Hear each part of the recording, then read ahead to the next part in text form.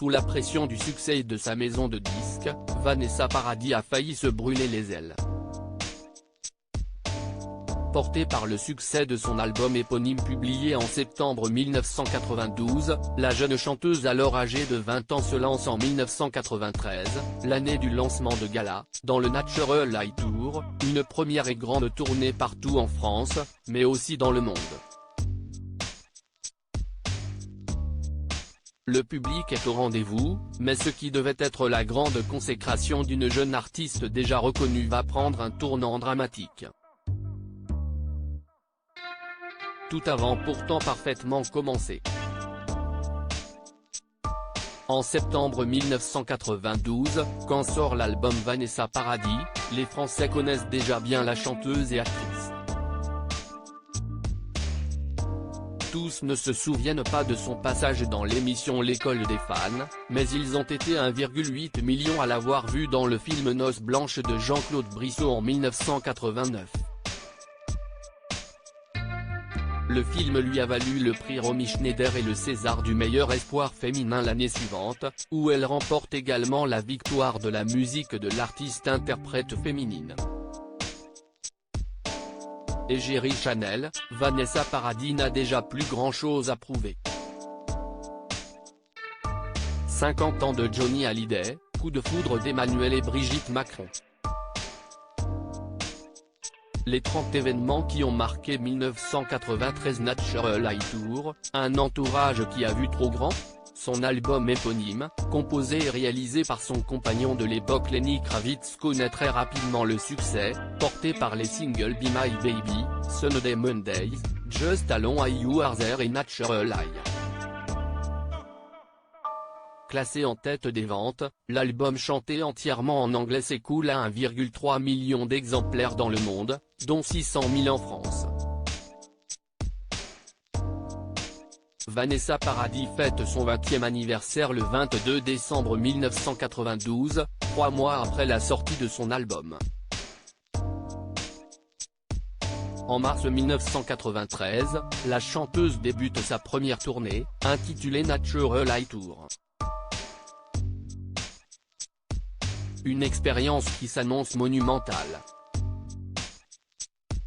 Vanessa Paradis, qui sont les hommes de sa vie? Entre mars et août 1993, Vanessa Paradis doit se produire sur plus de 80 dates. Le Natural Light Tour doit passer partout en France, dont 10 dates à l'Olympia, mais aussi en Belgique, en Suisse, au Royaume-Uni, au Québec, aux États-Unis et au Japon. Un rythme totalement effréné. À titre d'exemple, Vanessa Paradis se produit du 11 au 15 mai à Nantes, Angers, Le Mans, Rennes et Orléans et reprend, après un seul jour de repos, du 17 au 21 mai à Metz, Strasbourg, Mulhouse, Besançon et Nancy. L'ambiance rock de l'album pousse la chanteuse à tout donner sur scène. Comme lors du soir du 27 mai, où le public marseillais est chauffé à blanc par la victoire de l'homme en Coupe d'Europe de football la veille. Mais Vanessa Paradis s'épuise.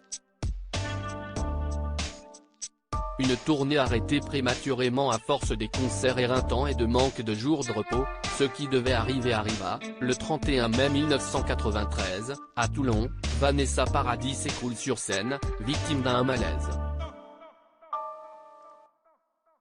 Son concert s'arrête prématurément. Mais pas la tournée. Dès le 2 juin, seulement 2 jours plus tard, la chanteuse remonte sur scène et se produit à Clermont-Ferrand. Après son malaise, elle honorera ainsi une quinzaine de dates en France, au Royaume-Uni et au Québec. Un retour qui, hélas, va tourner court. En juillet 1993, le Natural Light Tour s'arrête prématurément.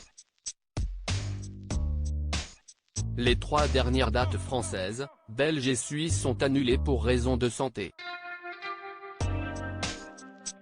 Épuisée vocalement, physiquement et moralement, la chanteuse de 20 ans ne peut plus tenir ce rythme fou. Ses 8 dates au Japon et ses 4 dates aux États-Unis sont également annulées, rayant finalement les 2 pays de la liste des lieux où est passée la première tournée de Vanessa Paradis. Malgré cet arrêt prématuré du Natural Light Tour, l'exploitation de cette tournée monstre continue l'année suivante. Une captation vidéo d'un concert est diffusée sur Canal+ et un album live, Vanessa Paradis Live, est publié en février 1994. Mais cette tournée qui aura viré au cauchemar vaudra 7 ans d'absence de Vanessa Paradis dans la musique. La chanteuse ne reviendra qu'en 2000 avec Bliss. Un 4e album studio qu'elle défendra sur scène en tournée.